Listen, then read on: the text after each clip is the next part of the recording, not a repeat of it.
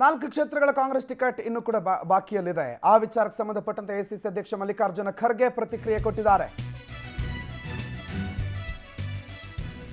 ಮಲ್ಲಿಕಾರ್ಜುನ್ ಖರ್ಗೆ ಅವರನ್ನು ಕೂಡ ನಾವು ಕೋಲಾರದ ವಿಚಾರದ ಬಗ್ಗೆ ಕೇಳಿದಾಗ ಎಲ್ಲ ಆಗಿದೆಯಲ್ಲ ಮುನಿಯಪ್ಪನವ್ರನ್ನೇ ಕೇಳಿ ಅಂತ ಬೆಂಗಳೂರಿನಲ್ಲಿ ಮಲ್ಲಿಕಾರ್ಜುನ ಖರ್ಗೆ ಪ್ರತಿಕ್ರಿಯೆ ಕೊಟ್ಟಿದ್ದಾರೆ.